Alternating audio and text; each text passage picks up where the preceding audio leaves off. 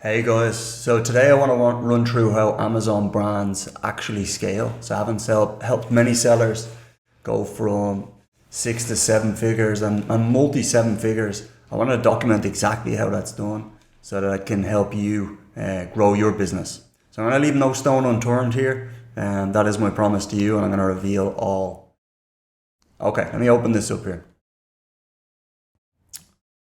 So the plateau problem, this is what I see happening time and time again with people that I've worked with and people that I know, and that is the plateau problem. Most sellers learn how to launch or they get a successful product ultimately, and very few learn how to build an actual system for it and understand the throughput to Amazon success. So the journey usually becomes something like launch, traction, plateau. And that's when people will reach out to me for help. Sales flatten out, and ultimately the current products start taking up a lot of time. You know, you're in maintenance mode, you're trying to catch a fallen knife, so to speak. You're chasing ACOS, you're chasing CTO, or you're chasing CVO improvements. And the competition just builds up over time. And competitors are moving in, those that have a clear strategy, a clear plan, and they inevitably pass you out. Sales begin to fall and you cannot turn the tide. I've seen this. I've seen 7 figure brands collapse year on year because ultimately they weren't innovating, they weren't applying the methodology and the systems that I'm about to show you today. So why does this happen?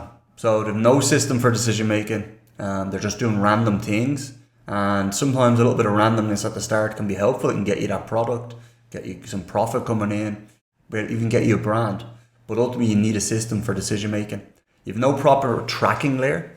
So the signs are always there before sales fall, you know, or as sales start to, let's say, go up and down a touch, the signs are always there. And they have no tracking across the business to know when this is the case. There's no consistent iteration rhythm, so there's no rhythm, whether that's a sprint system, whether it's a quarterly system, they just do not have that rhythm. What it actually turns out to be is like random product, PPC and listing decisions. And this is just not enough in 2026. It really isn't. There needs to be a clear plan in place. And again, all the while competitors are gaining ground. You know, they are starting to creep up. And you might not see it. I see it because I can see listings, I can see content, I can see ads, presence, that this happens over time. So it might take 6 months, 9 months. Might take a year or longer, but you can see as iterations come in. So I'm going to show you how to make sure competitors are not inching up on you and that you're staying ahead. I'll show you throughout. So most Amazon brands do not plateau because they stop working. They plateau because they scale the wrong constraint. So they're spending a lot of time in the areas of the business that are not scalable. And I'll show you how. So ultimately, this is it. Look, as I said, I'm not here to hold anything back. The Amazon scaling system, great product creates the opportunity, visibility creates the traffic. We can put this in front of 1 million people's eyes, or in front of 1 million people, but ultimately we've got to have a good conversion. When we get the product, a lot of visibility, and we have a great conversion to go with it, and you've got that consistency through the brand, then you're going to be in a great position. Then it's expand, then it's expand and start that process again. Product, visibility, conversion, expand. So I'm going to show you how to go through each stage of this and when is the right time to move attention into expansion and when is it time to not and actually build the foundation. So this comes from Scaling Real Brands, built and scale Amazon brands across multiple categories. A lot of replenishment CPG brands, help brands scale from 6 to 7 figures and multi 7 figures, 45 million plus across the portfolio. USA, EU, UK, Canada. Why this actually matters, why you should listen. So every brand at some point masters these, or at least as the point of scale happens, these all click into place. And this is what happens. So when a brand plateaus, one of these systems is usually broken. The goal is not to fix everything at once, which I see a lot of people do. They run here to try and fix this, then run over there to try and fix that, and try and do this, and then they bring in an agency to do this. Well, this is the actual problem over here. It doesn't, it's just surface level. You want to go deep on the actual problem. So the goal is to identify the bottleneck and then solve it sequentially. So to solve where the biggest Bottleneck is, solve that and then move on to the next one. It's really that simple. Okay, so data and tracking systems. So we don't just obviously track revenue, because this is where you get into trouble. Revenue and A costs, this is where you get into trouble, because ultimately sales coming down, competitors coming up, these are things that happen over the course of many months, many quarters. And ultimately, in order to see that happening, you cannot have basic tracking. You've got to understand, and there's certain tracking you will do on Amazon that you just cannot do on D2C, so there is some real benefits on Amazon to tracking, and I'll go through that overall. So the market level, obviously TAM, so total addressable market, like what is the total volume in the market? Again, on Amazon we can get search volumes. On Amazon we can see the actual clicks in the market. So TAM is something that's very achievable, or very testable, let's say. We can see it. Category trends is also very important. So is this market, is this niche growing? Is it flat? Is it declining? It's a lot easier to capture new traffic coming into a market than it is to capture traffic from the competition that are already in the market if sales are flat and there's nobody new coming in. So market share, big one, this is one not many people track, but you've got to be able to you've got to track this one, because it's kind of the signal from the noise. You're going to be in a market and hopefully you're near the top. Many people come to be near the top, or they've fallen off the top 5. You've got to know what your total sales is relative to let's say the top 10 or the top 20 competition. It depends on the breadth of the market, because this is an easy trackable dollars number or euros number or pound number. Your brand and your ecosystem of products, how much sales are they making compared to the total? And that's very easy to measure. That might be 10%, it might be 2%, but this is something that can be measured very easily. Now, business level.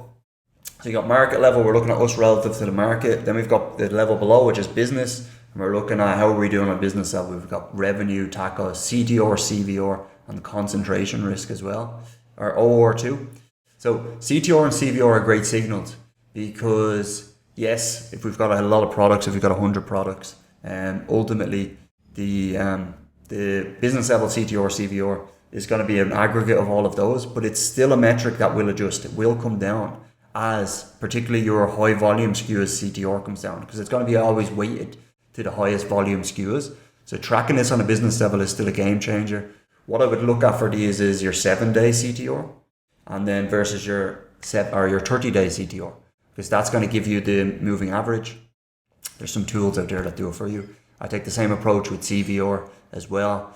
Organic ranking, OR, again, we're just looking at total volume. So on a business level, top 10 is interesting. It was in what is the total volume that we're in top 10 for our products. This is a one figure, very easy to track, very easy to see the trend up and down. And then concentration risk. Look, ultimately, many brands are defined by the hero SKU, or there's a few SKUs, but you want to be able to differentiate. You want to be able to bring profit through more than one SKU, because even on a real basic level, when scaling one product, it becomes a lot harder to maintain stock versus if you have a bit of diversification across multiple SKUs bringing in profit. So you do want to look at concentration risk overall. The next one here is product level. So if business level is good, okay, all good. Maybe if business level is faltering a bit, let's say we're looking at some of those metrics coming down. Well, what makes up the business level? That's going to be the product level. So we're going to be looking at the same metrics almost, but we're going to be looking on a little bit granular level. So we've got the business level, then we're looking at each of the lanes. So that's going to be product level. Again, I'm not going to go through these, but we've got the same ones in business level. Organic rank, top 10. I add in top 50 here because I want to be able to see as we're running campaigns, updated creative, etc. Is there more volume coming into the top 50? Because obviously it gets into top 50 before it gets into top 10. So it's worth it on a product level to see this. And then product contribution, you want to look at really what is, again, this is a beautiful thing over 12 months. And you can do it over 3 months, whatever, but what is the actual contribution? Like what is each product, child, parent contributing in terms of profit, in terms of revenue? Many people get this actually wrong. There's many tools that will do this in terms of an ABC analysis, but very basically looking at that data and seeing where is the volume coming in, because usually there's probably 3, 4, 5 SKUs. Again, depends on how many SKUs you have. There's usually a few SKUs bringing in a lot of the revenue. So you need to make sure you are, for example, stocked or overstocked for hero SKUs. And then niche level, right? Let's say we've got market level, we're up here, we're looking at that. That looks Let's say our market share is dropping. Well, what's on that on the business level? Maybe it's CTO or maybe it's CVO. Okay, let's say CVO is the problem on the business level. Let's drop down the product level and see, okay, which of these products CVO is dropping. So it's a very logical next step. And then on the product level, okay, we find one product that CVO has dropped down. Well, why is that? Well, the only reason you're going to find that out is if you drop another level down, that's going to be your niche level. And that's going to be when you're looking at the search terms. You're going to be looking at the search terms, you're going to be looking at the routes, and you're going to be seeing, okay, well, product A has a fit for these search terms and the hero terms are coming down. Well, then you need to iterate on that, or it's the CTO, or it's the CVO. That is why this level system makes so much sense. Because again, if everything's great and you're launching products, market share is consistent, fantastic. But if it's not, you drop down. Okay, where is it in the business? Okay, where is it in the product? Okay, it's in this product. Well, where is it on the actual road meets the rubber on Amazon? It's going to be search terms. It's going to be the root terms, the group of terms that are similar, because that's where the buyer intent is coming in. Okay, so big one here, and I'm going to show you throughout as well, as the strategic labels. So this is where you need to define which are your top terms, which are let's say your secondary terms, etc., etc. I'm going to show you how to do that in a tool in just a moment. Now, we've got SQP. So SQP is search query performance. It's in brand analytics. This is a sort of source of truth, because this is Amazon's data. A lot of software and tools are trying to infer data, but Amazon obviously gives you a lot of it, not all of it, but it is in SQP. Then ad performance, so how are the actual ads performing in those routes or in those search terms? Again, you've got a number of metrics there that we mentioned just a moment ago, but we're looking at each search term, we're looking at the ad performance, and then we're also looking at the organic performance. These are so tied. Okay, so that's how you track and how you start to see the signal from the noise, and how you sequentially go through it to find problems, or sequentially go through it to find opportunities. Okay, first thing we're going to talk about is product. So we spoke about product. Product comes first. We need a great product, particularly on Amazon. Product is heavily weighted in the algorithm. That's product rating, that's refunds, that's defects, that's compliance. All of these things come into product that in D2C doesn't come in. So if you're a D2C brand and you want to learn Amazon, this is where you're going to learn it too. So we've got research, we've got economics, we've got USP and ecosystem design. So we've got a market and product research sheet. So I'm going to show you that in just a moment. How to collect ideas, how to spot check them, and then also I'll give you an AI system as well to implement for that. Okay, so the opportunity sheet, it's just there was a bit of noise there, just wanted to wait. The opportunity sheet, we'll go through USP and ecosystem design, sourcing factors, and then unit economics is so important in e-commerce in general. Okay, again, I see this happen time and time again. I see people spend months, might spend 6 months, might spend a year. I've seen people spend multiple years, right? In fact, I've seen people spend a lot more than that, quite frankly. And they've got this wishful thinking. Again, we all have this element in us. So it's not unique to the situations I've seen it in it. But I've seen mistakes because they spend a lot of time developing and introspective time around the product itself, trying to develop it, trying to make it better, trying to make it better, trying to make it better. What if we add this? What if we add this color? What about this style? What about this ingredient? What about this quality material? And they can end up spending 12, 24, 36 months on the product, not realizing that there has to be an actual demand for the product as well. We're not in here at this point to create demand. We're in here to give the market what it wants. At least if you're getting started, we're talking about product here, right? Really look at real demand. You want to look in the market and make sure there is demand for it. Then spend some time. But ultimately, you want to launch a product that you can test, that you can validate. Again, if it makes profit, if it's break even, this is also pretty good because you're going to get all the data on the market, and then you can really go into a mass order and do some real impact. So start with real demand, research tools and AI. So yeah, you've got to have some form of tracking here. You've got to have some sort of form of data to compare ideas, because ultimately as humans we can get quite subjective, but you need a system around this to be able to look at the hard cold numbers, to be able to compare an opportunity to another opportunity. And AI as well. Obviously AI is great. You've got to have it implemented, speeds up decision making. I'm going to give you a research prompt here that I've used as well. So look at the trend direction, market depth and competition. Yes, so again, is the market growing? So I mentioned this just a moment, but is the market growing? Is it flat? Is it declining? Look at trends, super important. Market depth. Now, this is important because in Amazon particularly, you want to be able to split up the market. So you obviously got niches, you've got big niches, whether it's beauty or F&B or whatever it might be. You want to be able to split that up into a sub niche and have a buyer avatar associated with that. So if there's no depth in the overall market, if you're looking at a niche that does not have real depth, there's no sub niches with volume in it to target, because this is what's going to be important, is being able to have opportunities to enter the market. Of course, over time, we back ourselves. We're going to iterate, we're going to improve, we're going to develop the product. So we're going to get better and we're going to reach the top of the market. But sometimes, especially if you're just getting involved in the market, you're launching the product in there, you're not going to have all the answers right away. So you need to find those opportunities where there's, let's say, gaps in the market.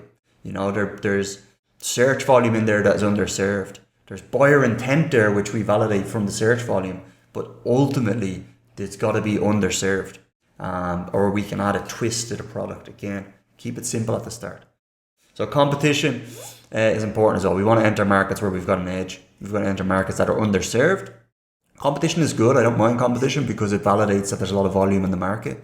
But the more competition, the more uniqueness we've got to bring, basically. So the goal is a product worth scaling, and that's ultimately finding that hero SKU. Now, that's going to be the key to the game, is because a hero SKU is going to not only bring in revenue and profit, but it's going to bring in all that traffic that can then be cross-sold to the next product and the next product after that and the next product after that in the brand.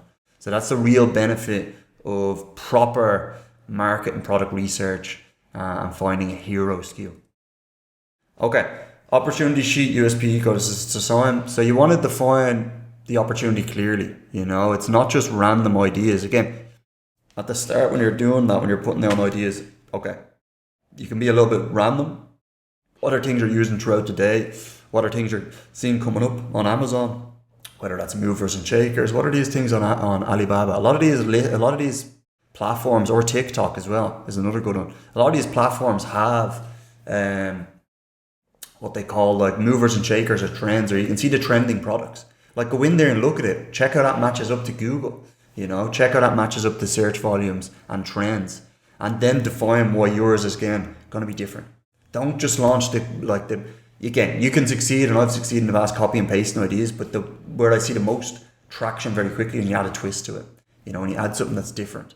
And it doesn't have to be overly complex, you know, it can be something as simple as around the brand, the colors, materials, things like this.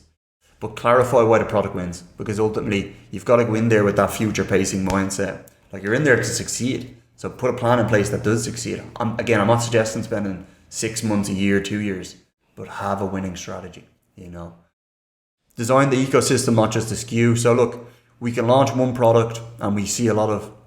I've seen products with I've seen brands with one product go on to $1 million in the first year, but then I've seen some of them fall off as well. I think the safest thing, of course, we want to launch a product that can do a lot of money in the first year, a lot of revenue. But if you want to cover yourself as well, or think intelligently about it to reduce downside risk, is there an ecosystem associated with this SKU? You know, if you're launching the hero, again, we expect it to be successful. It's going to be successful. But when that is successful, when you get traction, do you have the second and third product? Is it possible to add an ecosystem? Because then you capture not only the initial sales, revenue, profit, but you then have the volume to put into the second product, the brand, so you can cross-sell. And so you can add that visibility. They're going to be free sales. That's going to give you a massive edge in the market compared to anyone else. So design the product, or find the product, look at the ecosystem as well.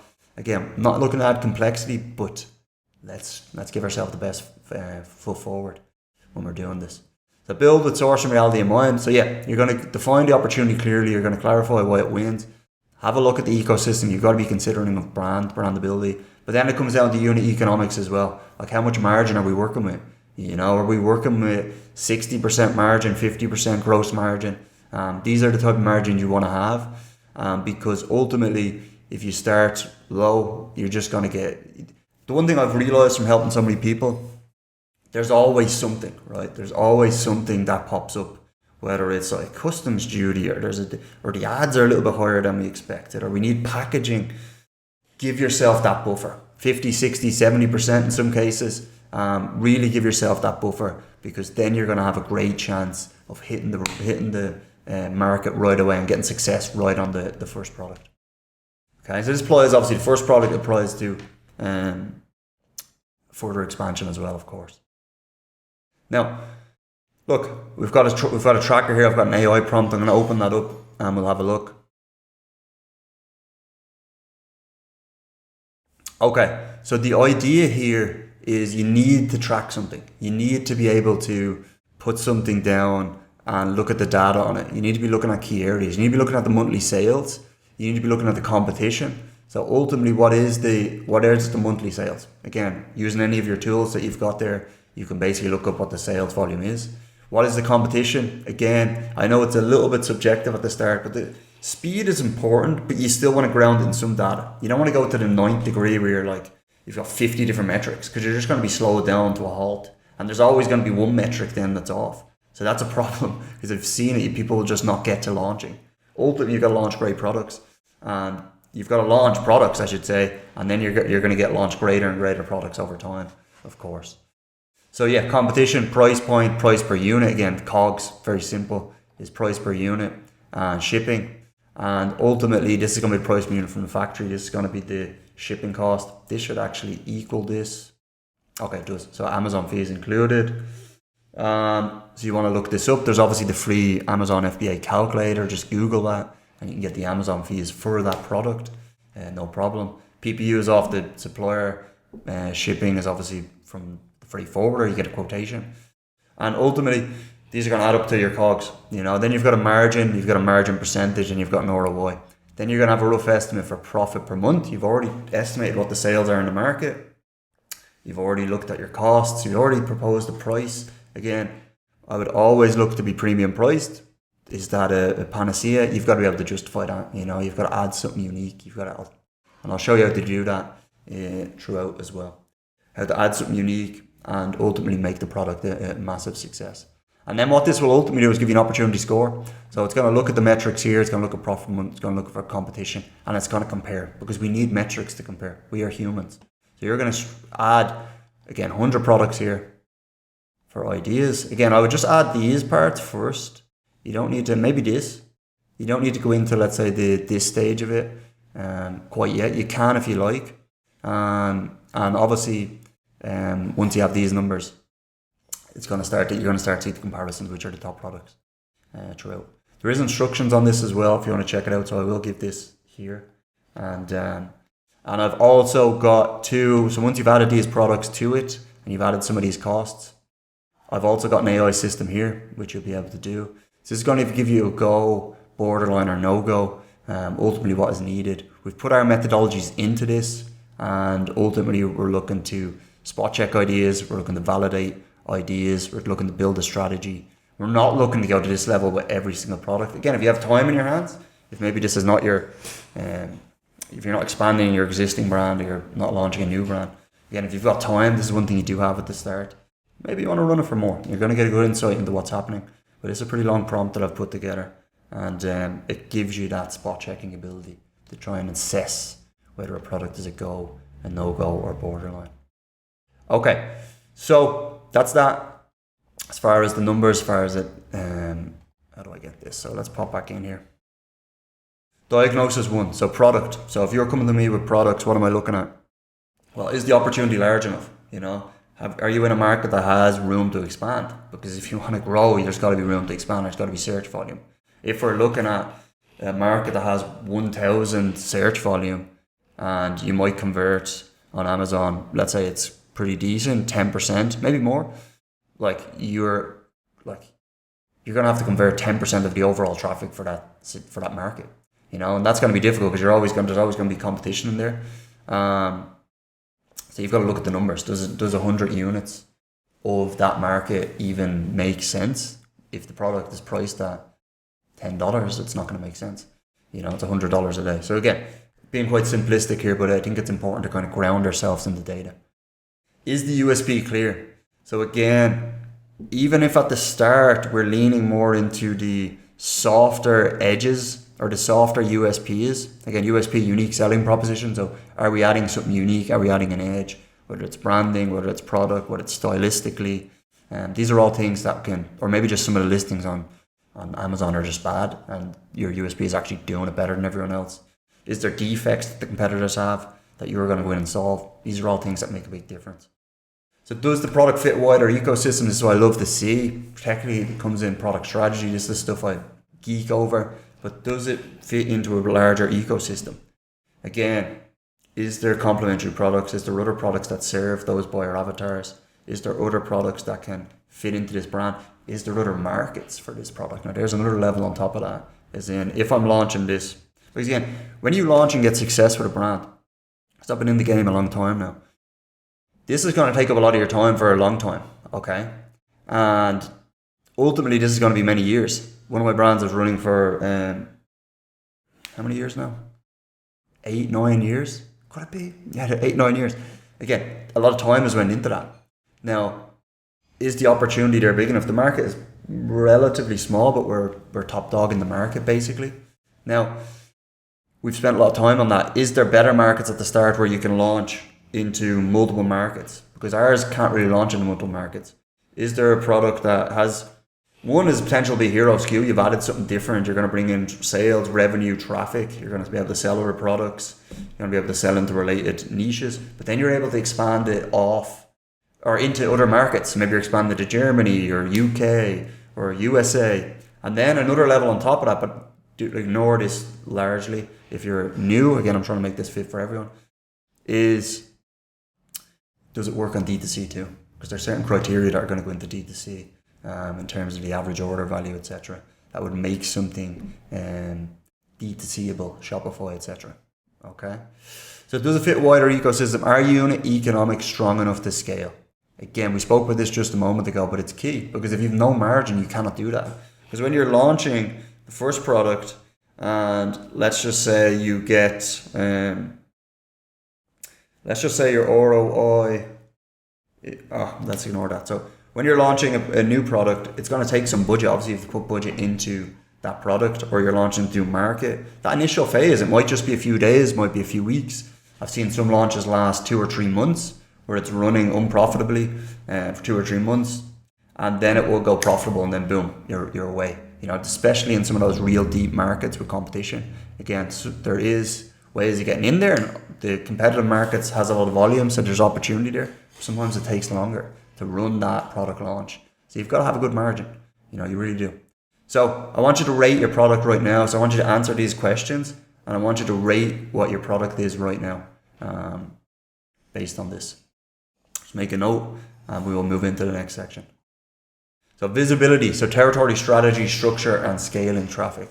So all the good stuff that we want here. So visibility system overview. So what are we looking to do? What is visibility? Well, particularly on Amazon, we're just looking to dominate. We're looking to dominate search. We're looking to dominate paid first, especially if you're at the new launch. But we're also looking to dominate organic. You know, you can have ads that have been profitable, will always be profitable, but I don't feel it's good enough. We've got a very strong organic foundation, and that's a part of our launch system and how to attain that. And I'm going to show you about this now. So territory, strategy, and dominance. I'm going to go through the ad structure, portfolio management, ad expansion, and waste reduction as well. AI enabled analysis. So I'm going to show you how to do that too. I'm going to talk a bit about that. Okay, territory, strategy, and dominance. So think in search territory, not in isolated keywords. This is important because search territory and what is called roots. So they're going to be related terms that are basically associated with a buyer intent. All right. So that might be if you've got products that are gifting, a lot of those terms are associated with someone buying the gift, and there's going to be related. Now it might also have another function as well in the market whereby it's not gifting or it's not gifting season. And ultimately those are going to have a different buyer avatar. So it's important to understand the buyer intent behind the search terms and the territory, not just isolated terms by themselves. Because you want to capture as much territory as possible, but we want to focus in on what is the best fit. So fit, fruit, high. So if you're launching a product, what you want to understand is fit, fruit, and high. So let me explain this. So fit is going to be your best product market fit. When you're envisaging a product, when it's conceptual, you're going to understand where its strong points are. You're going to at least have a rough idea of where the best fit for that product is, what the best search terms are, or the best root terms, the best group of search terms are. And this is going to be what is, at least at a launch stage, going to be proposed home for the product. Okay? And this is what you should have the biggest edge in going into, because ultimately you're building the product around this product market fit. Now, alongside that, we've got the fruit, and this is the low-hanging fruit. So these are the longer tail terms. And these are the ones that are going to be easy to get into, or a lot easier to get into when you have that initial launch. When you have that initial launch, you're going to be able to look at these longer tailed, low-hanging fruit and tap into them fairly quickly, because you're not going to need that much volume to get into them. And as soon as you do get into them, even if it's like 500 search volume, 1,000, 2,000, when you do get into these fellas here, the profit's going to start coming in. You're going to start to develop the foundation of organic, and then the conversion's going to be really good. Amazon's going to see this, and that's going to boost you up, and it's going to enable you to go into, well, let's say your product market fit markets, which is going to be the ones that are best fit. Ideally, you're getting both of these at the same time, but then over time, you're going to get into the highest volume traffic markets. So these might not be attainable. They might be attainable at the start, but oftentimes they might not be. And we will back ourselves over time to continue to iterate as we learn the product, as we build, as we run the system. We're learning. Whether that's CTOs, CVOs, SEO, ads management, placements, all of these things, right? We're getting better over time. So then we move into the highest volume markets, and then we really start to dominate in search territory, and we start to dominate with sales profits and all the good stuff that we want. So again, very simply, fit through high, or map your core, secondary, and long tail opportunities. So use the routes and tiers to organize the markets. I'm going to show you through that. The goal is dominance, not random reach. Ads operating rules. So expand where there's real opportunity, cut spend where there's low signal. So again, what is real opportunity? So that was markets that are underserved, markets that we have a good click-through rate, we have a good conversion rate for. Again, it's going to depend by market. I can give you a few objective rules from all the audits and brands that I've seen. If you're at close to 1% CTR or above, you're doing pretty good.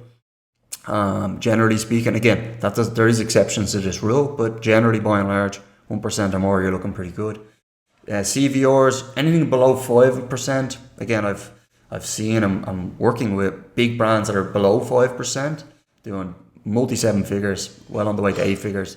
But generally speaking, you want to be looking at closer to 7, 8, 9, 10. Again, if you're a CPG and you're replenishment or subscribe and save, you're probably looking at like 15%, 20%, can be more, between 25, 30% CVR, because you're getting the free sales through the subscriptions as well. CVR is juiced up, algorithm loves that, you're in good shape. So that's where that makes sense. And then the cut spend where the signal is low. So again, as I spoke about, obviously CTRs, CVRs, organic ranking, any of the tracking metrics that you see, when you drill down and see the problem and then you drill into the niche, that's where you're going to see low signals. That's when you start to cut.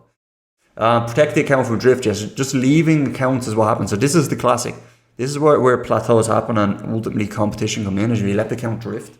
You just leave it be. You're not tracking you haven't labeled your top terms. You haven't labeled your hero terms, your tier 1 terms, which I'll speak about in just a second. You haven't labeled it, so you're not seeing the drift. So you've got to protect it, and I'll show you how to do that. I think it's the next slide. Make efficiency part of the system. So yeah, cutting, again, waste is one of the easier things to do. You obviously want to cut what is not converting if the ACOS is high. Sometimes running with a high ACOS is necessary to achieve organic. So that might be 70%, that might be 80%. And again, this is one of those where, let's say it's super competitive and the market is deep. Again, there's huge rewards when you tackle that, as I've spoken about. But again, it will add up over time, you know. Or it will be that ACOS might be higher at the start, you know, so you've got to make allowance depending on the market you're going into. So this is what I mean when you validate. Obviously you launch a product, you're going to get all of that data, which is exactly what you want, because that's where the real decision making comes in, and you've got to make decisions around efficiency then. So build proper structure, ads, purpose, nomenclature. Yes.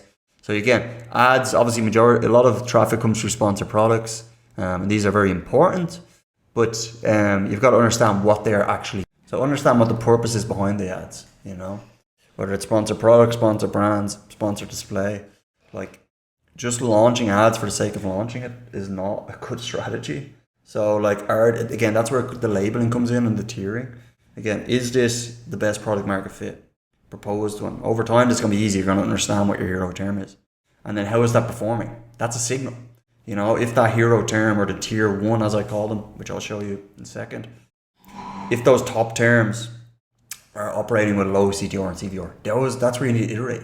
That's where you need to start making changes and improvements over time, and ultimately start getting more and more success. So what is the purpose behind the ads? Again, if it's sponsored brands, what are we trying to do here? Are we trying to diversify sales? Are we trying to get people to the store with more products? Are we trying to bring in just more traffic to the overall listings? You've got to understand what you're trying to do, and then you've got to measure against that. And nomenclature, you've got to have great nomenclature. It allows easy analysis, and it also allows AI to understand product groupings. Obviously, you can upload your bulk file into AI. It has the search terms in there. Again, if nomenclature is defined by, let's say, your parent or the product group, then it's going to be able to see, okay, this is the product group or this is the parent.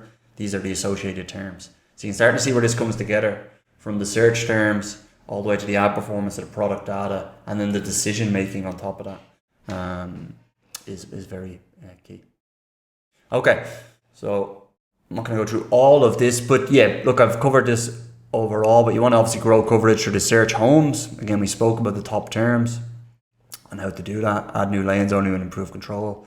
Yes, so you want to add new lanes only when they show that they have potential. Obviously, we're looking at CTRs, we're looking at CVRs. We're looking at some relevance in organic.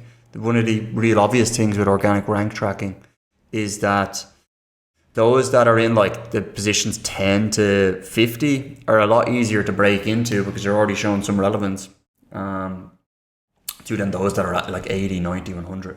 They need structural changes to the listing to attain high organic ranking. Obviously, you want to be top 5, top 10 for all your top terms particularly, and you've got to look at the signals behind that. So yeah, strategic recognition. Okay, so again, I'm going to show through the labeling now, but the strategic recognition, you want to understand the labeling. You don't want to necessarily change all the campaigns. So if you're in here changing already working campaigns, things are going to go wrong because Amazon associates trust with those campaigns that have been running a while. So I would look at putting the labels on top of that and understanding the top terms, which I will go through on Data Dive now. Expand around routes, buyer intent, and ownership opportunity, not around whatever look over a week. Yeah, so expansion. So there's the classic one, and this can work, but again, it's not the best strategy in 2026, where you're just harvesting. So you've got your autos and your broads, and you're just, again, the signal is going to be there if it's making a lot of sales, but you're just harvesting without even thinking about things. Harvest the terms that are coming up in those discovery campaigns, auto, broad, but also like recognize what the buyer intent is behind those terms. Sometimes you might get random sales, but they're not actually top terms. Efficiency. So yeah, this depends again what the purpose is behind the term. And again, keep it really simple. Like what are your hero terms? What are your top terms? What are the secondary type of terms? Which are the ones that have organic? Which are the ones worth paying for to get that organic? And which are the ones are not? Because if it's not a good product market fit, if the terms or the routes are not good product market fit, the ads need to be profitable because you're not going to attain organic ranking for those, or it's not going to be good enough that it brings in a sizable portion through organic. So the actual organic potential is very important, or the product market fit. Okay, budget and placement at street level, not blanket settings. Yes. So increase where it adds more. Again, testing around budgets, around placements. So you're looking at budgets. Obviously, if we're running out of budget entering the peak, these are simple things. Increase the budget, monitor it, look at the next few days, has it actually benefited? Because obviously a way of increasing your campaigns running for longer throughout today is to reduce the bids as well, because that means the clicks are going to come in at a lower cost and it's going to have more budget to run with. Obviously, the other way is increasing the budget as well. But you've got to look at this and test it. Keep structure stable and readable. Yes. So ultimately, if you just do a load of random harvesting, you've got a lot of these random campaigns, and there's no labels associated with either terms. You don't realize which are the ones that best product market fit. You don't realize which are the ones that are low hanging fruit. You don't realize which are the ones you want to expand into, which are like separated. It's just going to be a big mess, to be honest with you. And this is where again drift can creep in, because when you've got things set up in a mess and it's noisy, you can't see the signal around the product parents or the groupings and the search terms and the routes. Over time, this just leads to drift, and eventually competitors move in, you fall off, then you're chasing. You do not want to be chasing. So use AI to speed up analysis, search and review, spot waste and ranking opportunities faster, improve prioritization and decision speed. Look, a game changer. AI supports the operator, does not replace judgment. It can do a large part if you guide it. So AI by itself is just going to look at everything like data and all these variables. That's why we need to guide it. We need to give it the data, but also give it the labels associated with the data, so it knows which ones to focus on and how to. I'm less concerned. Put it this way: when I'm helping someone, I'm less concerned what a random terms CTR is, which is going to be dragging down the whole fucking group, versus what the hero terms and the top terms are. Or let's say it's a different buyer intent. Let's say it's a route. Okay, I touched on it a little bit earlier. There's buyer intent associated with this route, buyer intent associated with this route. What is the CTR, CVR? That is the throughput. You're going to see which has the most relevance to the buyers in that market, in that niche, in that search term, by looking at that data. But you've got to give AI, you've got to give it the labels. Okay, so I'm going to open this up now and we're going to have a look at what I mean by this.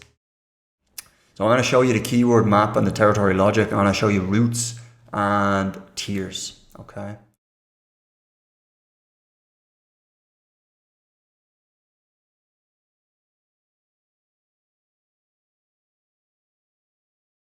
Okay, so look, you run a dive. Again, not affiliated with Data Dive. If they want me to be affiliated, let me know.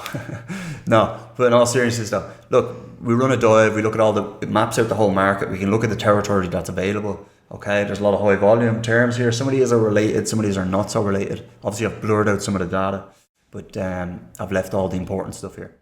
Okay, so what you want to do, again, if you're launching a product, I want you to put it in. So this is a mature product, right? And because it's a mature product, I'm able to understand exactly the performance of these over time.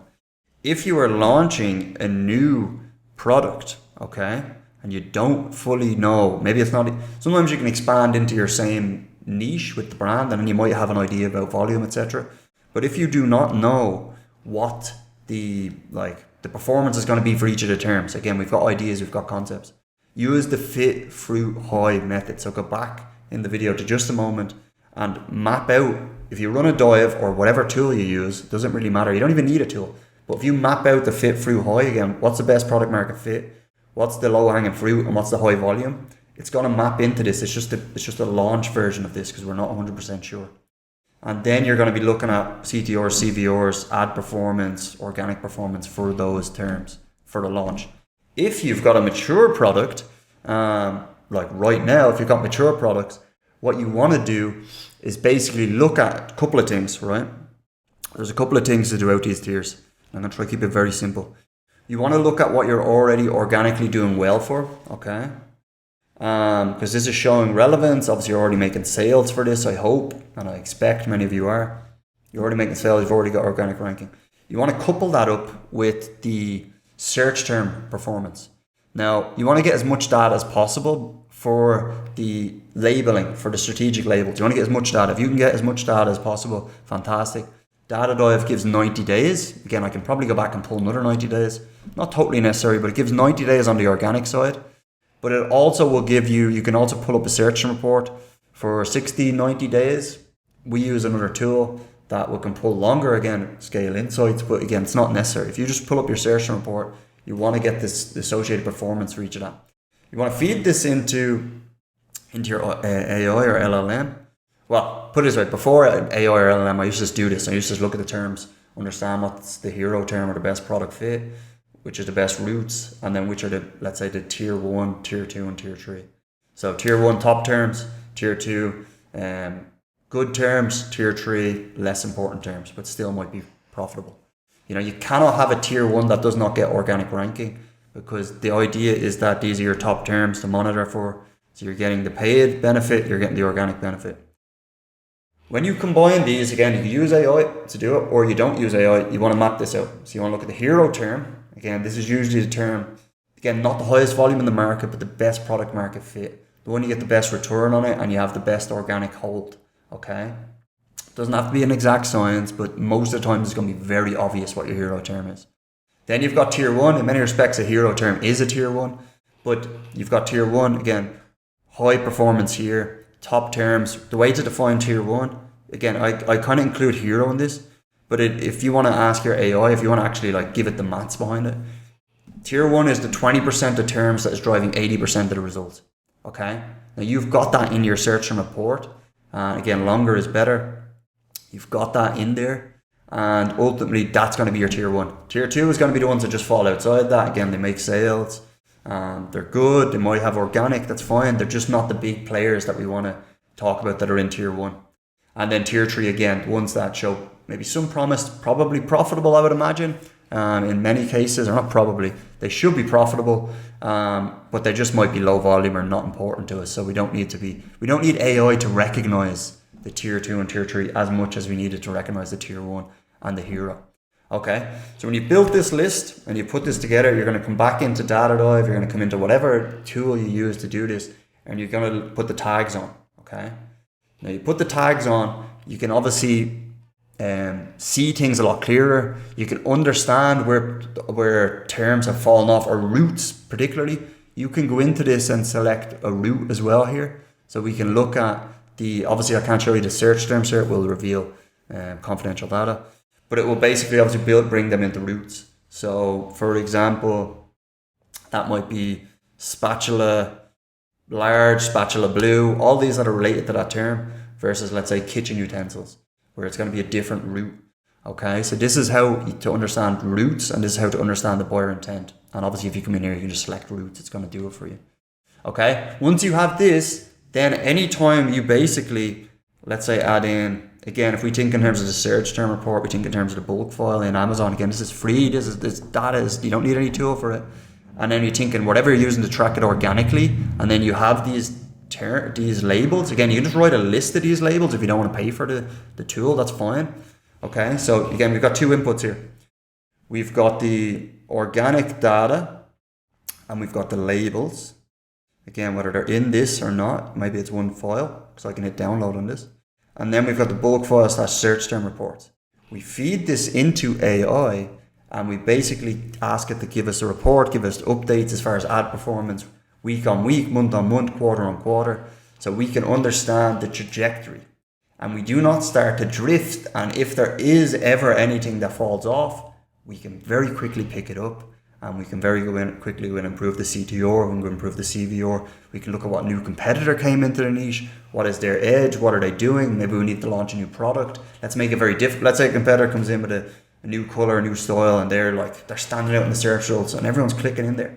Just launch the fucking, excuse the language, just launch the same thing. Like you've still got a few months there to go in there, make it difficult for the competition. Again, this is when I come back to into even the initial product. You're going to spend time in the product and the brand. So make sure you choose a good one, because ultimately if you want to be top of the market, at least like my clients, and to do that it's going to take time, or someone to do it, whether it's in the team or not. So I hope this makes sense as far as the labels, again, what is necessary again, and what is not necessary, and understanding the volume and performance organically, paid ads wise for each of these, and then also how to analyze that using AI. So again, we're on to diagnosis visibility here. So are we dominating the core search territory? Look at it. This is why I like this heat map here. Again, I'm sure there's many tools that do it. Like, are we dominating? Are we not? Like, that's what we want to dominate. We want to dominate in paid. We want to dominate in organic. This is measuring the game. This is our KPI that we spoke about tracking just a moment ago. And this is exactly where we see how trajectory is over time. Is paid structure built to scale? If you've got a load of these random harvest campaigns, you've got campaigns everywhere, you've got no strategic labels. All right, let's scale things, bro. And then you go in and you just increase the bids and everything. It's going to be a big mess. You don't know what you're doing. Okay, so please build in the structure. Again, oftentimes leaving the campaigns, but adding the labeling around it, very important. So that you can understand where to scale, where the improvements. So let's just give you a very basic example, right? Let's say we go in and improve the CTR or CVR, because we understand the buyer intent behind the route, okay? Then we can go in and we can basically increase, so we get that, we test it, we A/B test it, we gotta run an experiment on Amazon's tool, or we just test it by looking at the CTR over time or the CVR over time for that search term. We get that improvement, our blade is sharper, so to speak, and then we strategically increase the bids, whether it's placements, and then we can march forward more. This is the iterative process. If you've got this system in place, it's just a data game. You just need to apply it over time and measure. So very simple here. Page structure, but are we expanding efficiently? Again, are we doing randomness? Again, I can very safely assume if you're just expanding randomly, it's not going to be efficient. So this is kind of the question to ask. Is wasted spend controlled? Again, this is one of the easier parts. Again, no, something that everyone, there's never going to be no waste in an account. You know, you go to these like agencies and consultants and they're like, oh, well, we've got 5,000 in waste, or and it's like a multi 7-figure account spending like insane amounts of money, like $5,000 is nothing. And there's always going to be a little bit of waste. It's never going to be this perfect, like 0%. That doesn't exist. So again, is it controlled? Is it manageable? Is it a very small part of your portfolio? These are the things you want to ask about. Again, we're looking at the signals. If you're strategically labeling, if you're structuring this correctly, it's very easy to see where the waste is. Okay. Conversion. Okay, very important. We spoke about if you can get a great product, if you get great visibility, ultimately you can put that in front of 1 million people, but unless the conversion is sharp enough, it's going to be all for nothing. So we're going to talk about that now. Okay, so what are we going to cover here? We're going to cover the market dynamics and benchmarks, traffic flow optimization, pricing dynamics, positioning and SEO, and the feedback loop and brand identity. So how do we do that? So market dynamics and benchmarks. Amazon is different from D2C. You know, and I've been in D2C now for maybe for over a year. Obviously, initially it was R&D. I've launched I've worked with 3 brands on Shopify. So I've seen how it works, seen when it doesn't work. Amazon is different. The reason Amazon is different is because the buyer intent is a lot higher. People are on Amazon to buy. Do you know what I mean? And we know from the data that most people are starting their search on Amazon. So you've got to have Amazon you've got to have it in your for your brand. Even if you're D2C, you've got to have Amazon. That's where a lot of the traffic is, a lot of the volume is. Amazon makes it difficult for sellers oftentimes because they really, whether it's fees and control, etc. But they do that to put the customer first, and that's why the customer actually comes onto Amazon, which again is not a good thing for us sellers or those in the industry. But this is what's happening. So buyer intent is higher. They're searching a product. They're making a decision. So you're in a different type of marketing versus, because you're lower in the funnel. So people are in product aware and most aware. To use breakthrough advertising, usually in Swartz, again, 5 levels of awareness. You've obviously got unaware at the top, and then you've got product aware, most aware at the bottom. Product aware, they're aware of what the product is, so then the marketing comes around differentiation. We're trying to differentiate our product from the other product. People are already searching for it. We see that in the search term. Then we're trying to differentiate from the other products. To jump out a little bit, if we were doing meta targeting, we're actually advertising to people that are not actually searching. So these are going to be unaware people. So this is where it's different advertising types. Obviously Amazon versus Meta or D2C. You know, Amazon is all going to be product aware and most aware. Most aware being like they're actively aware of the product, they're actively looking through differentiation. Most aware what might get them over the line is a coupon or a discount or some sort of promotion. That's what might get them over the line. That's what I mean by most aware. So this is differentiation marketing, offer marketing to push them over the line. It's usually not untethered storylines and art for the sake of art. So look, early on, I think when I realized you need to get like a super big brand story, and you need to be, again, some of these metrics are important for differentiation as well, but it's not there to be like, to bring people on the journey, so to speak, as like D2C would be. You bring them on the journey, you add real brandability.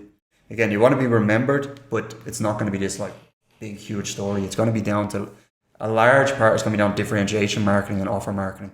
So if you're Shopify and your Amazon is the same, one of them is wrong, basically. So very simple. Or if your marketing on both platforms is the same, it's one of them is wrong. So it's usually untethered storylines and art for the sake of art. CTR and CVR must just in category context. Okay, so I'll show you how to do this in just a moment. And benchmarks prevent emotional decision making. Yeah, so you've got to look at the data. Obviously, the big thing with Amazon is we've got the data. We can see the data of the competition as well. That's something that is not available on D2C and something we want to take advantage of. So we look at the CTR first, and then we look at the CVR. So to look at CTR, if you go into search query, again, I'm trying to think. You can look at the total clicks in the market. You can look at your brand clicks. So you can do this on ASIN level. You can do this on brand level. You're gonna get the CTR relevant to the market. So this is there. Find where traffic is. So then we've got CVR. So find where traffic is leaking. Test from click to conversion, not in isolation. So Yeah, so you want to be running testing around this, obviously. CTR is easy to improve. Main lever is going to be your first image. Obviously, you've got reviews, so product rating is very important. Your badges are very important. So that's small business, sustainability, organic, these type of badges. Title as well. Again, title can have a huge impact. You can increase your click-through rate. I done it with one brand last week, 30%, just from changing the title. You know, what I done there in that case, I leaned more into the pain points. So obviously people recognize that pain immediately and they clicked in, versus being a stuff with SEO. Pricing, obviously pricing is important. You want to increase CTR, you can drop the pricing. Again, I don't necessarily recommend this in every scenario, but if you want to increase velocity, if you want to increase sales, maybe in the build up to peak perhaps, a touch on pricing will definitely help. CVR is more heavy, but it also gives you the opportunity to earn brand customers and not just product customers. Yeah, so obviously over time, we bring this into search and buyer intent.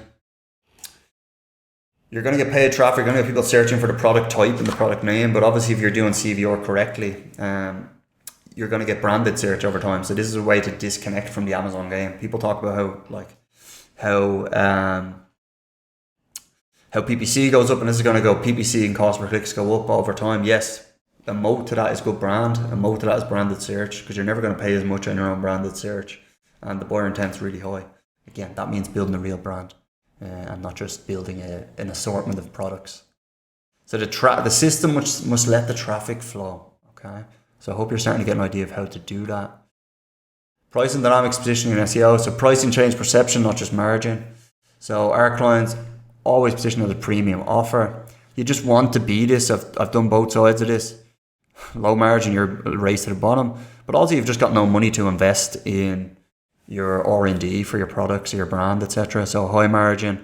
Again, this comes down to actually product as well. Like if you're in a commoditized market, it's hard to differentiate. But if you're in a market that has variables, has intangible variables involved, it's easier to differentiate. It's easier to become a premium product. You know, I hope that makes sense. But anyway, premium product, positioning shapes conversion. So you don't need to sell the most units to make the most money. Okay, obviously that's not the case. We see this time and time again.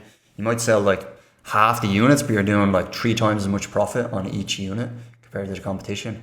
I'm happy to let those Chinese sellers stay in there, at least the ones that compete on low price, which is most of them, and take volume. That's totally fine. I'm not in there for volume. I'm in there for profit, ultimately, or my clients are in there for profit.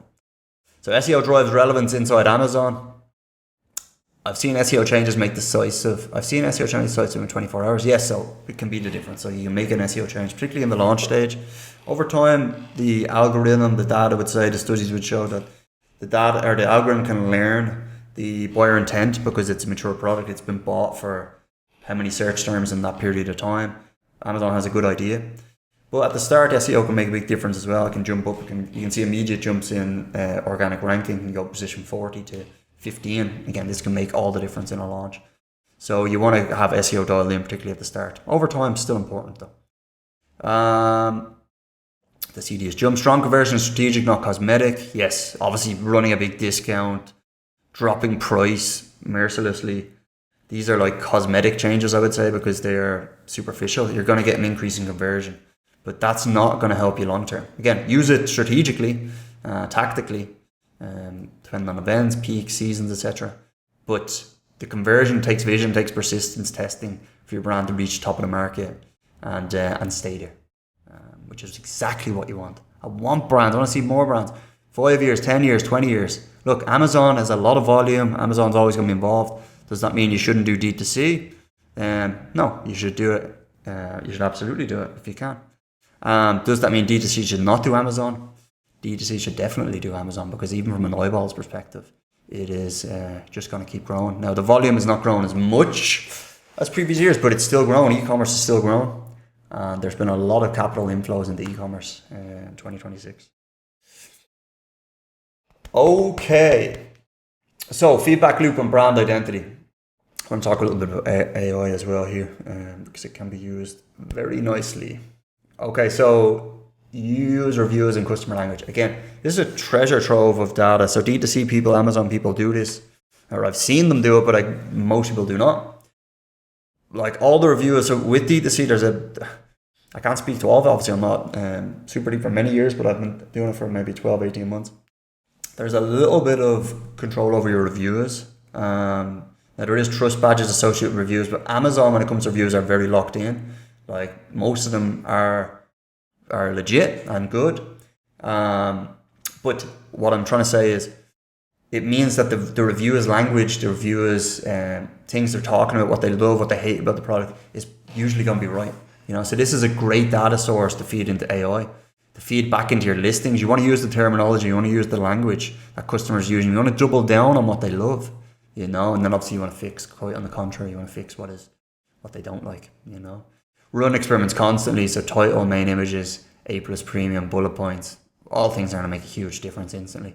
Use the test to learn. Okay, look, we don't want to be doing it though, so we're just running the experiment. And Amazon has this thing with the experiments tracker, if we're using it, where it like launches the winning content immediately. People do this, and then the winning thing comes in, and they haven't actually, because they never like hypothesize what they're doing in terms of like, this is going to win because, so this input is going to lead to this output. Why? Because they haven't hypothesized it. They don't actually learn anything. They just let Amazon publish it, and it just becomes, oh, well, that worked. Now, if you want to exponentially improve your products and your range, you've got to have some form of tracking around like why this works and why it doesn't work. Because then you can roll it out to more products, you can roll it out to more brands. And as an Amazon, as an e-commerce operator, you're going to learn and continue to get better and better over time. So you really need to use the test to learn, and not just update the winner to get that one product benefit. So what is a brand? So a brand is familiarity, a brand is trust, a brand is recognition. If you are selling a random collection of products and the brand is not strong, let's say the tonality is different, you're just using ChatGPT to create this random bullet points, it's trying to give you the best converting bullet points, but ultimately there's no trend, there's no cohesiveness across the products, there's no cohesiveness in colors, there's no cohesiveness in fonts, you've got too many random symbols, you're using all these random stock images. These are all types of content and collateral that a brand identity should be behind. So brands should be associated with, you should understand what your brand is associated with. If it's a premium product, let's say it is, let's just use an example as jewelry. You want to be associated with, and you're a higher price jewelry. Again, you want to be associated with premium aesthetics, premium visuals, colors that bring about that luxurious feeling. These are things that are important. Whether the greens give more luxury, whether the red adds a little bit of more urgency. You've got to understand what your brand is about, and then you've got to build out your brand identity, because this is the architecture for scale. You cannot scale a random collection of products. Well, you can scale it, and you might get short-term success, but you're going to be overcome by competitors that actually reinforce what they're about, and over time it's going to drift ultimately. So you want to create this architecture, and I'm going to show you that architecture in just a second. Without a brand, you're selling products more commoditized, easier to compete against. We want to launch products that we can cross-sell, that there's recognition there, that when we put time into one product, that quality, those reviews says that our next product is also good. This is where we start to build exponentially. It's not linear, it's exponential growth. So make your brand easy to trust, judge just on branded search. Yeah, so you're going to see this in the search. Is your brand name plus your product name getting searches, or just your product name or your product type? All the best brands. Not always, but most, you're going to get branded search over time. And a lot of the clients we work with, you want to increase this branded search over time. That is your moat against rising CPTs, against Amazon's fees, against competitors. I think that rhymed a little bit, but anyway, so the expansion, so products, so brand identity. Yeah, so when you expand, where it's products, marketplaces, channels, ultimately demand generation doesn't work if it doesn't reinforce an identity. Oh yeah, let's run this meta ad, let's run this Google, TikTok. What are we running it to? There's got to be cohesion across it. Because if you have that cohesion, okay, let's say you run a campaign on Meta, which we've done recently. Let's say it doesn't convert quite at the level you need to scale that. Okay, but at least the 10,000 people that viewed the ad and clicked onto the landing page, they recognize the brand. At least, because this adds up over time. Now, if it's just random, if I haven't got the brand identity dialed in, they're just seeing randomness. There is no association. It's not possible for them to recognize you as a brand. What is the, obviously in the info space, if you spend like 7 hours, I think coming across someone, whether that's through videos or interviews or courses, you develop some sort of bond and you're more able to buy. I think it's like e-commerce, you see it like 4 or 5 times before you make a purchase. Again, if the first 3 times they see it, it's just random. They see the product here has this random styling. It doesn't have the same styling on this ad. They never reach the 5 times, you know? Whereas we want to build that exponential growth. So we've got to plant those seeds and let it build up over time. So I hope this makes sense and what a brand is. Okay, let's bring it back down to like brass tacks here. Road to rubber, so to speak. And that's going to be like competitor comparison top 10. So there is the, again, this is something that Amazon gives us. You don't have on D2C, which is, again, is quite important. We want to look at our conversion rate relative to the competition. So how do we do that?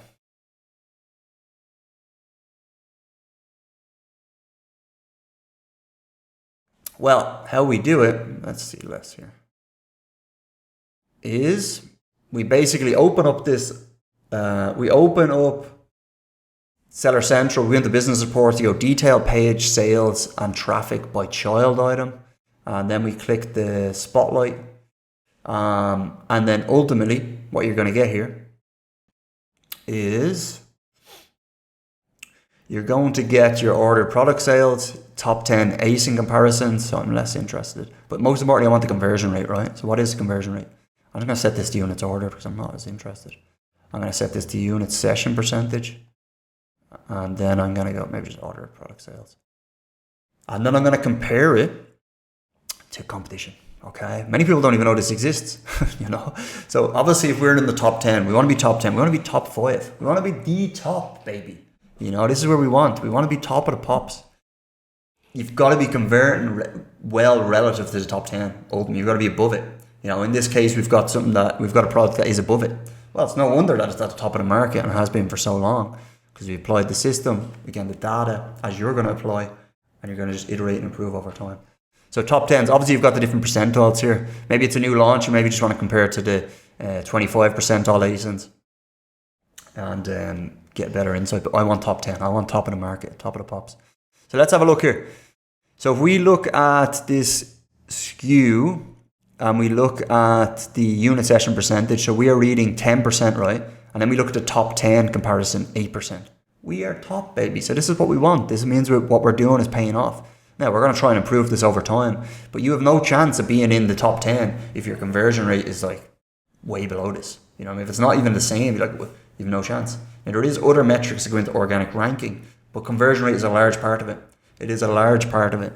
So you've got to be ahead of the top 10 in comparison, okay? And this is how you do it. This is how you measure it. Very simple. Come back in here. So feedback mining with AI.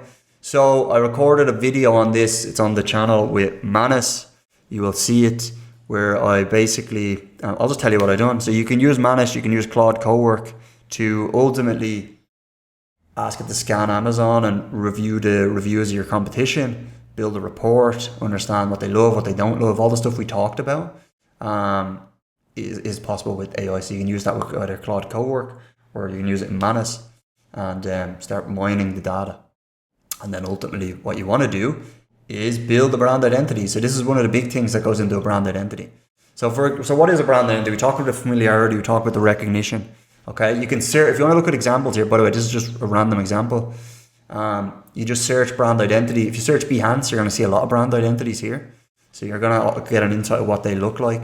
Now I'm going to roll through this one and tell you what I'm seeing. But what a brand identity should be like, why the product or why the brand exists, basically. Okay, because that forms the basis for why it's there initially. You've got to have some sort of reason why. And ultimately, what we're going to go through here, we've got to have the font. Now, this is not necessary, but you've got to have the font. You've got to understand what way to write the logo. Obviously, they've got ones with supplements. They've got ones that just an icon. This would be like your browser. They've got ones that's just the brand name. So they might have different. Let's say there might be a supplements brand, but they might also be F&B. So they might have like F&B or foods here as well. So this is like the logo. What I was talking about earlier with stock images, which most people realize, your stock images should be a reflection. They should have the same, again, I'm not as creative, but I understand what works just from generating millions of dollars online. What I'm trying to articulate here is there should be a look to your products. There should be a look to your stock photos as well. You know, it's not just fonts and colors and tonality. There should be a look to your stock photos that you're using as well, because that will show cohesion. You know, if you think of it like an Instagram filter, right? If you want to be recognized, your brand has a certain edge to it. Maybe it's a little bit darker, maybe it's a little bit brighter, maybe it's a little bit bluer, maybe it's a little bit redder.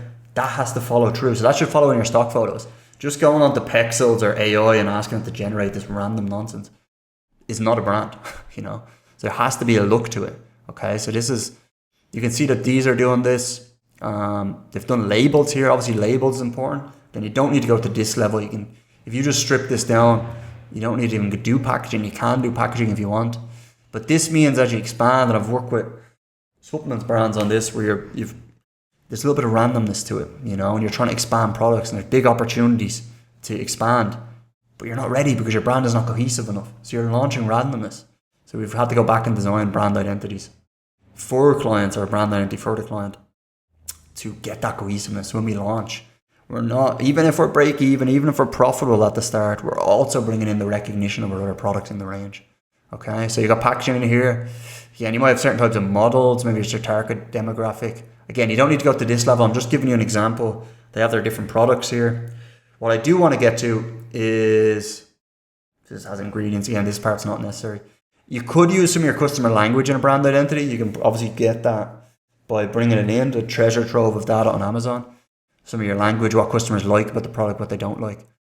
Again, here's the whys, okay? Again, some of this is really nice. This is kind of at a high level though. At the start, you don't need it. If you're an existing brand, you do need it. Like, what's the tonality in the voice? What are the values behind the brand? You know, because if you're going to go to hyper scale, you want to have cohesion around this. Now, somewhere along here, they have the more basic stuff as well. So they have values here too. They have, okay, some reason they don't have it. So this is a little bit, this one here, right? Supplements. I don't know if this supplements exist, but this is a little bit arty. I would like to bring it back down to kind of brass tacks as well. I would like to understand what the customers like and dislike, the feedback system there about the product, that data, what are the terms they're using exactly, what's the tonality. I would want to build out the colors. Again, you've got to look up color paletting. What's the association? So what is your brand about? Why does it exist? Where is its position in the market? Is it a premium product? Okay, if it's premium in, let's say, F&B or supplements, well, you want the collateral to be in an aesthetic kitchen generally, if you're targeting that. Or maybe it's different, maybe it's very human, you want to be a little bit more homely with it. So anyway, you got your fonts, you've got your color palettes, you've got your logos, you've got your icons, you've got your stock photos, what that look to it is. You've also got packaging potentially as well. You can add in, again, you're not going to go to the 9th degree at the start, but if you are a brand that is existing and expanding, you definitely need all this stuff. It is the glue that allows a sharper cut as you ascend to the top position in the market. Okay, so I hope that wasn't too much. I hope you're still with me. What a brand identity is, there's plenty of examples out there. So CVR, okay, is CTR competitive? Is CVR competitive? Is the listing doing the selling? Okay, so again, we spoke with CTR. We spoke about what the factors that go into that is. We spoke with CVR. We spoke about how to tap into the customer data, how to do converting, high converting content, whether that's testing around the images, testing around the bullets. Again, you need to be, AI is beautiful, but you need to have the purpose. You need to have the direction. Again, if we talk about ads, well, what is the direction? What is it? That's going to be the housing. It's going to be the strategic labels. It's going to be the routes. If we talk about the content or the creative side, it's going to be the housing in terms of the brand identity. So whether you're using AI to create or using people to create, there needs to be a housing or a strategic layer to it, which is the brand identity. That's what allows it to expand and cut through. Okay. So is the CVR competitive? Again, we looked out to compare that as well. Is the listing doing the selling? So CTR, we talked about objectively the percentages. Again, 1% or more generally.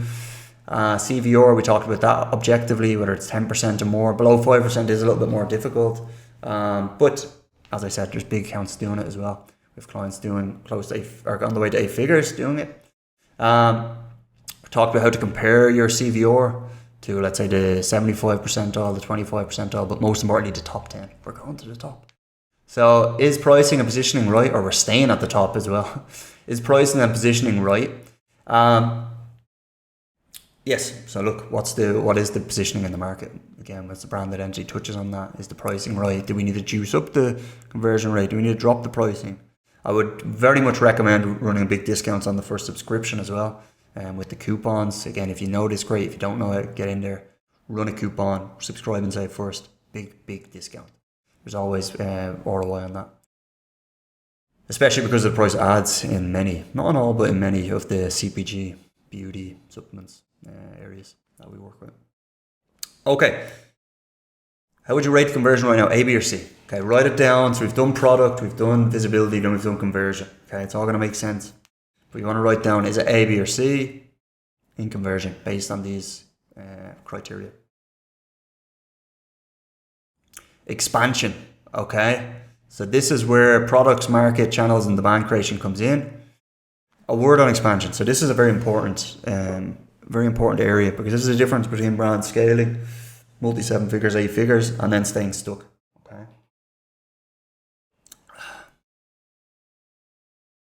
Okay. So being scale ready matters because I touched on it just a moment, because windows close faster now. You know, markets move faster. AI accelerates research, execution, competition, buyer behavior shift, trends change, competitors close gaps. I spoke about the opportunity with the other brand in supplements, that they have an opportunity to expand, but the brand does not have cohesion around, the packaging doesn't have cohesion. They tried to create a packaging, it wasn't linked back to the brand. So to me, that's scale ready, which is kind of a term that I come up with. It's kind of the inflection point where all of the product visibility conversion, again, not always, it's not looking for exact science, but when that meets and you're ready to expand, so he didn't have that ready, but that's what's going to slow you down. And it's going to make your ad costs more expensive. They don't recognize the brand, cross-selling, etc. The opportunities to look great 6 months ago are often gone today, and that's just the reality of it. You know, ad cost change, competitors come in, those gaps, those buyers that were underserved, those search terms that were underserved, the buyer avatars, they have been served. You know, so having yourself brand scale ready, working through this like this is important, and I'm going to show you how to use this audit you're running on your own brand in just a moment. So the brands at scale are not just good; they are ready to move when the window opens. You know, it's funny. I watch a lot of UFC or fighting and stuff. A lot of top fighters in the world, they always say that, or a lot of top fighters are always training. They're always ready, because then they can capture the opportunity. They're the ones that make the most money. They're the ones that get the opportunities because they're always ready. They can jump into a fight, whether it's a big name or a top contender. Because they're always ready. It's the same applies here. You know, if it takes you 3 months to get ready, that big fight is gone. Or for us, that gap in the market is gone. You know, that market is now being served. You know, we want to serve them. We want to be top. Okay, so the expansion system overview. Product expansion, marketplace expansion, channel expansion, demand creation. Okay, so we're going to go through some of these items. So product expansion, right? So expand vertically and horizontally. So vertically to reach your presence and market share, and horizontally to expand your search territory. Okay. So vertically, what do I mean by that? So let's say we went into a niche and the volume's good, sales are where we like them, whatever we're doing, 50k a month, 100k a month, whatever. We can see that there's a lot of volume in the market and there's some like relevant terms there. We want to take up a little bit more presence. We want to capture market share, but we also want to be difficult to push off the top. So vertically is launching more products into those search terms. So again, how many to launch depends on the search volume. Obviously, if you're in a market that has 1 million search volume, you can launch more. If you're in a market that's 10,000, that's going to be a lot different. You might only need a couple of products. So vertically increase your presence, takes up the real estate and captures market share. This is where people come in and they see the sponsor brands. They recognize the brand immediately, you know, and they see that you're at the top of your game. Now, once you've expanded that vertically, and you've looked at the metrics we spoke about, and we're in good shape here, horizontal expansion to expand your search territory. So we might have X brand, so this might be your brand, product 1, search volume 45,000, okay, we're targeting it, we're doing well, but then we're going to serve the same buyer avatar. Let's say it's someone that's health focused, right? We're going to serve the same buyer avatar, but we're going to launch products into routes into different search terms. It's a related market. You're still serving the same person that's maybe health conscious, let's say. But what you now get on the benefit is you have the cross-selling ability, whether it's your store or more importantly, you have your A plus. So your A plus is going to have your product A, but it's also going to suggest your product from the other market. Now that does not just mean that the search volume says the same. It means your potential search territory has expanded because you basically add these both together. It's 45,000 plus 75,000. So if you launch these individually, you've got this 45, 75. Okay. If you launch them in a brand and you're cross-selling, you basically bring in, you consolidate that search territory. What does that give you? It gives you a hell of a lot more sales. They're the best expansions possible. But also it makes it very difficult for anyone else to come into the market.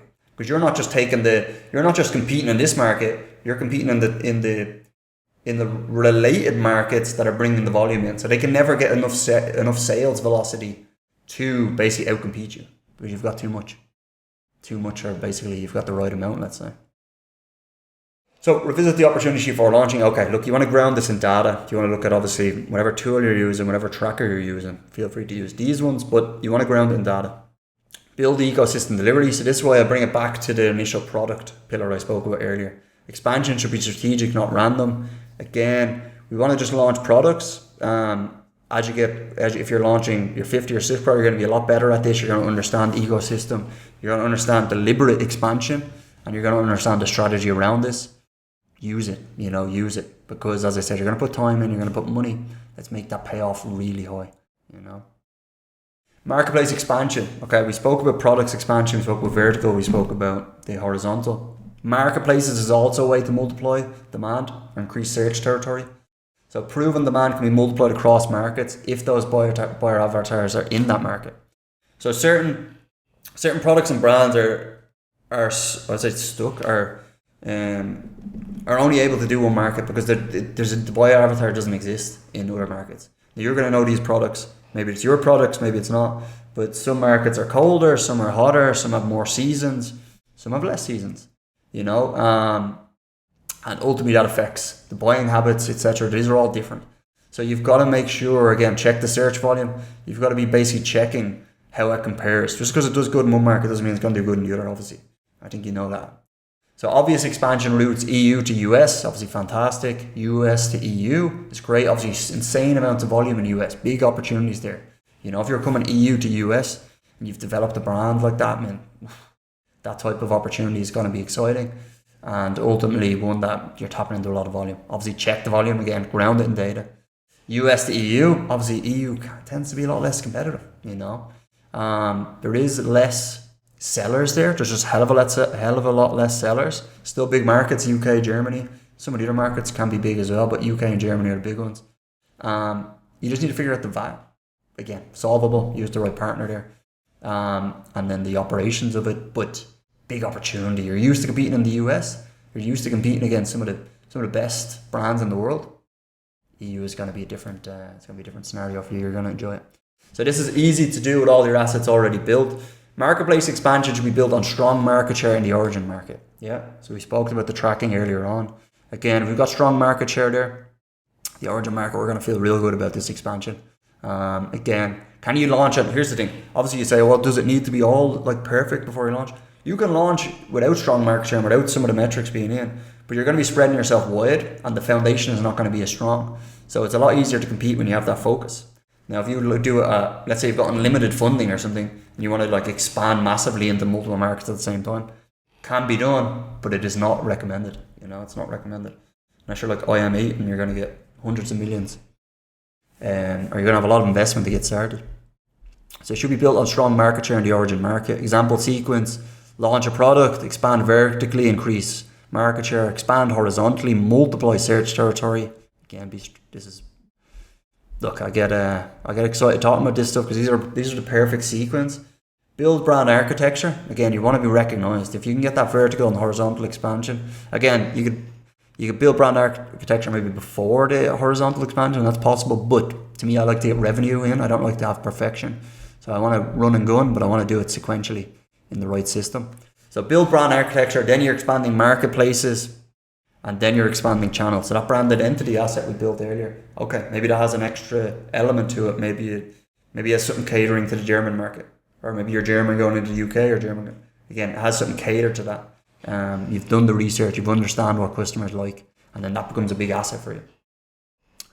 So expand marketplace, expand channels. 7-8 figure exit. Okay, obviously, as I spoke a little bit about earlier, huge amount of capital inflows coming into the market now. We've seen the first $1 billion brand built with AI assisted. That was Medvi. They're doing the GLP-1. We've seen Huel get acquired as well. So we're seeing capital flow, and I expect it to be like this for the next couple of years. So I'm very excited, and e-commerce is a great place to be right now. So do not split focus too early. Chasing two rabbits, as the old Chinese proverb go. You're catching on, unless you've got unlimited funding. Okay, so channel expansion, demand creation. So I spoke a bit about this. I need to spend too much time in here, but you're expanding only after the core Amazon engine is working. You're adding channels that improve reach, margin, or customer ownership. Again, obviously, D2C, you have that sovereignty over the data. We know Amazon is a little bit clingy when it comes to customer data. You know, look, we've got to be sovereign individuals here. So let's get D2C at some point for you, okay? Or the other way around, maybe D2C coming into Amazon, also good. You've already got the data. So treat each new channel as strategic extension, not just more distribution. Yeah, put some thought into it, ground it in the data, use some of the systems and the trackers I've spoke about. Get the volume and understand it. Demand creation, okay? So you've reached the point where you're doing demand creation. Use paid social and creative to reach buyers before they search on Amazon. You're tapping into, Amazon is constrained by the search volume, right? Amazon's constrained by the search volume, and ultimately if you want to unlock that and tap into unaware, which is going to be the whole rest of the market, that's going to be off of Amazon. So it's going to be Meta, it's going to be TikTok, it's going to be influencers, UGC, all the good stuff, e-com funnels, all the stuff that we have we've helped people with, and is very important. Build demand where awareness is still no, just not intent. Again, yeah, so obviously demand creation. If you're running Meta, which is obviously the biggest platform, there's going to be people on Meta or on Facebook or Instagram. They ain't shopping, so to speak. They're browsing. So this is a different type of people than the people searching on Amazon for your search term. Let D2C and creative testing strengthen the wider growth system. Again, talk a little bit about the conversion testing. Again, we want to have that curiosity, you know, where we're learning, where we're doing things strategically. How do we do it strategically? We track it, we measure it, we be intentional. The data is there. We can review that. We're going to strengthen the actual system itself. We're not just doing random things. So this is demand creation. Now, again, so this is the 5 stages of awareness. So just to kind of re-emphasize this, D2C can begin at unaware, you know, and then it goes down problem aware, solution aware, product aware, most aware. Obviously, you have DSP as well on Amazon. DSP is one of those things you've got to look at, which is the biggest opportunity. Meta's algorithm is so damn good, and I don't know how many years, if you can search it, you can find it on LinkedIn, how many years people are debating back and forth, is DSP good, or is DSP bad, or is it incremental? Bro, how many times are people talking about that in D2C? They ain't talking about that with Meta. If you're launching onto Meta, you're tapping into an unaware market. So you've got to be strategic about this, you know, where you're actually adding incremental sales. Now, unaware, problem aware, solution aware. Okay, so they're solution aware, they're searching on Amazon. Product aware, again, they're looking, comparing products. And most aware, maybe offers, especially around peak, things like this, is where you can, if you need to, if your conversion rate or if your CTO or all the metrics you spoke about are not where they need to be, this can give an instant, but a little bit superficial push on the most aware. Okay, so I'm going to open this up here, and I want us to look. Okay, so we open up the tracker here. Okay, so what are we looking at here? So we spoke about the types of expansion. Now, we want to actually note these down and understand where the opportunities are, you know? So we're obviously going to go back. Here's what we want to do. We want to look at the opportunity. So this might be the same product this might be a vertical expansion in the same marketplace, in the same niche. It might be a horizontal expansion, whereby we're going into, let's say, a related niche, or it might be a marketplace expansion. We're going into a new market.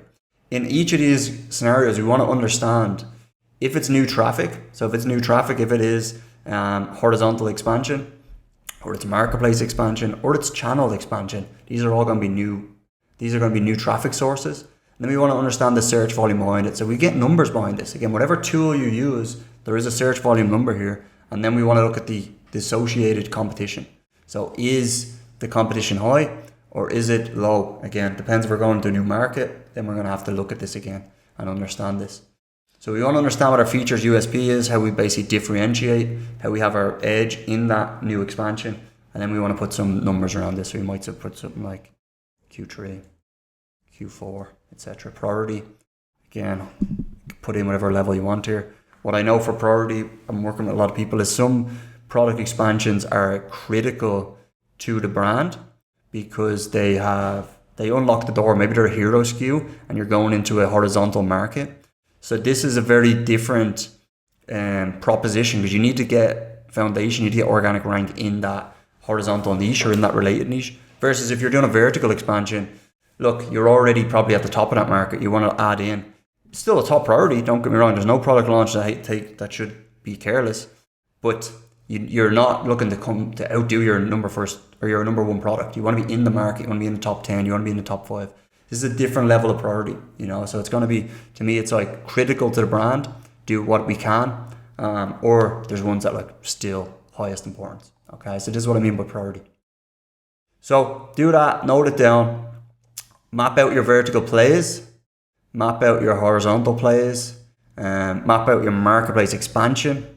And then you've got the channel as well, which is going to be your D2C play. Or again, maybe you're doing this in the reverse order.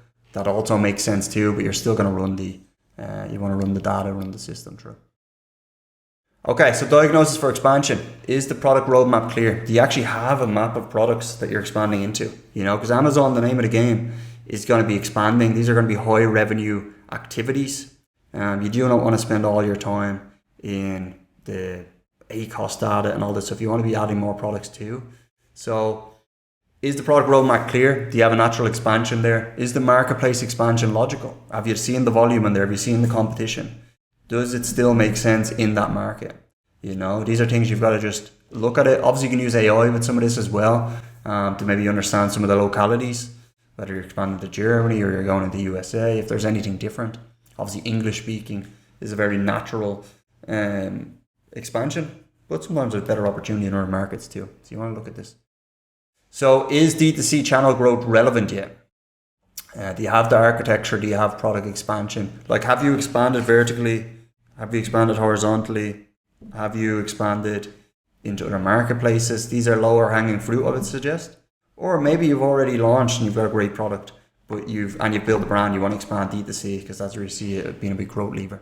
Again, it does vary a little bit, and this is where kind of knowing what you're looking at comes in. So looking at the data. Are we expanding with the core engine intact? Again, best thing, strong foundation. We've got strong foundation, product, visibility, conversion, and then we're pumping expansion. I mean, we are going to be in great shape there. And ultimately, we're going to be able to absorb. If there's a little bit, if you're doing, let's say, 25% margin in your existing products and they've been mature and in there, you might do less when you launch a new product. In any of those scenarios, vertical, horizontal, marketplaces or D2C, you might do less at the start. Obviously over time you want to get as good or better margin, but that will then basically assume that our core engine is intact, that we're able to manage that expansion. So these are things to think about. How would you rate your expansion right now? Is it A, B, or is it C? How is it looking? So this is the expansion part. Make a note of that too. All right, so now you've basically rated the areas on your Amazon brand, Amazon products. You've got product, you've got visibility, you've got conversion. Are these A, are these B, are these C? And then you've obviously got expansion as well. Now, I've just made it a little bit of a different color here, but you've got expansion then as well, okay? Again, you're gonna have a good idea. So example diagnosis. So product might be an A, visibility might be a B, conversion might be a C, expansion might be a B. So you might have good ideas as far as expansion. But that means conversion is the biggest bottleneck to scale. You're leaving money on the table. You're not converting. You're not click-through. You're not getting clicks through at a higher rate. And ultimately, this is the bottleneck to fix before trying to do everything. So that might look something like this. Could have great product. You could have great reviews, ratings. Your visibility could be pretty good. Again, 80% could be pretty good. 80 units going through here. But your conversion is not where it needs to be. Your conversion is like basically the bottleneck. The bottleneck for profit, the bottleneck for sales. And this is the area you need to look at. Now, of course, what many people do is they might jump straight into expansion and start expanding on this. How much easier is it to unlock that bottleneck first? If we increase the conversion rate, if we get your click-through rate right, we get your conversion rate right, and some of the other metrics that go in there, or some of the other tertiary metrics that go in there, you're going to be making more profit, you're going to be making more sales, you're going to be more difficult to compete with in the market, and then expansion is going to be smooth, baby, all the way to the top. Okay, scale bottlenecks. Let's bring it all together here and understand before we're scaling, what are we checking? What are we understanding about our brand and our products? So the product, is the opportunity large enough? Again, if you're launching product, is the USP, or you've already got a product or brand, is the USP clear? Does the product fit a wider ecosystem?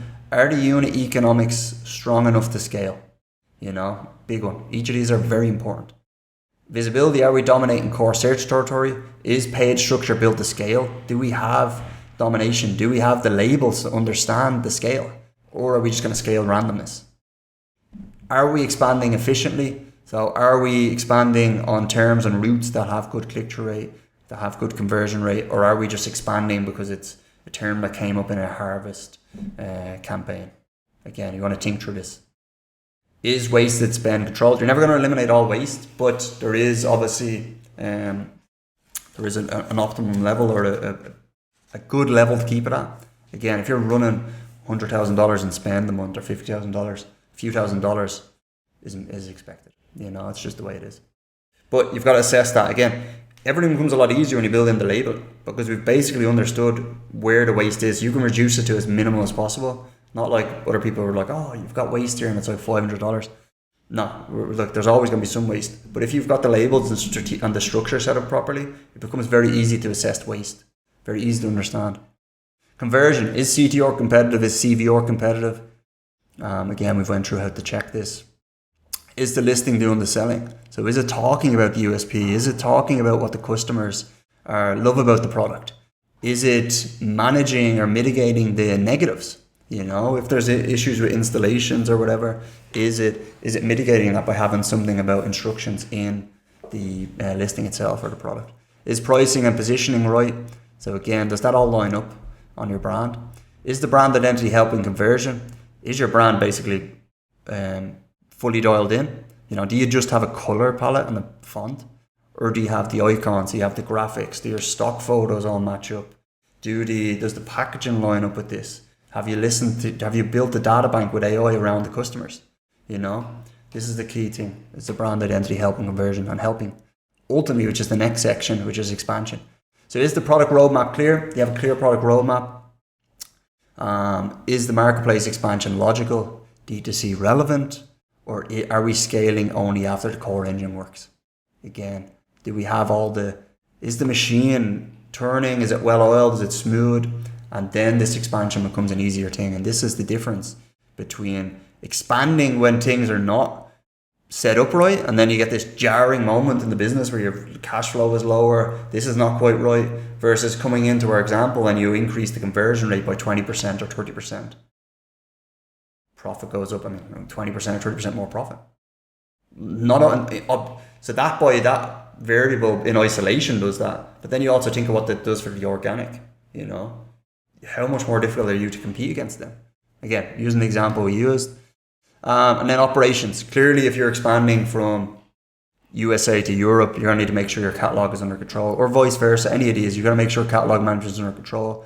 Compliance, this is something that can trip you up a lot, particularly in CPG, consumer goods. And is the account held stable? Do you have trademarks? Do you have all these things, intellectual property around this? And are issues being resolved quickly? Like listings that get dinged and images that get taken down, let's say in compliance or with the algorithm, which happens more and more these days. Do you have someone that can do that and immediately and resolve it? Because otherwise you're going to lose out on a lot of revenue. So these are the things, more the unsexy things, the operational, just to check in with, make sure everything is good. Okay? So the difference between knowing and scaling. So most brands have enough information. The Plateau days, they try and fix everything at once. They're not seeing the signal from the noise, and they're trying to fix all areas of the business at one time. Misdiagnose the real bottleneck. They think the bottleneck is they're not expanding, when the bottleneck is actually conversion. or they think the bottlenecks conversion when it's actually ads. They're not dominating the search territory, and they're not built in a way that informs conversion, or let's say escalates the issue to the conversion or creative. So misdiagnosing the bottleneck or scaling before the system underneath is ready. Knowing the framework is useful, running it in the right order is what actually creates scale. So this is where most brand owners lose momentum, not because they lack ambition, but because they lack the system. They lack someone to run the system. So where we fit, so In the Profits runs and installs the systems behind Amazon growth. So you've got visibility, search dominance, paid and organic. You've got conversion, CTR, CVR offer brand identity, architecture for scale. We've got the expansion, we've got product, we've got marketplace, we've got D2C. And then we've obviously got the operation side as well, where we can help. It depends on where you come from. Typically people come to us with good products, good ideas behind their products, and even some good feedback on their products, but they need help with the other areas before they move into higher value activities. So founders can focus on product roadmap and growth. So what they should focus on is revenue and equity building activities. So I spoke a little bit earlier about the capital inflows coming into the industry now, which I expect over the next couple of years. I'm very excited. You got Huel being acquired, we've got Create getting investment, we've got Medfee building a brand, $1 billion brand. What did they do? I think they had 20 customers in their first month. This is the fat loss drugs. Then they had 400 million in sales in the first year, and they're on track to 1.8 billion. You know, it's incredible. So again, you need to be focused on revenue generating and equity building activities, so growing the value of your business. Product roadmap expansion priorities, channel expansion, brand building, and high leverage decisions. So the audit, so we do this audit where we analyze your product visibility conversion. We identify the biggest bottleneck. We show you where your expansion opportunity is. This is best suited for brands doing at least 50K a month and aiming for multi-seven figures or more. So if you want help diagnosing your brand, apply for an audit below. And if not, just take this framework and implement it. So Godspeed.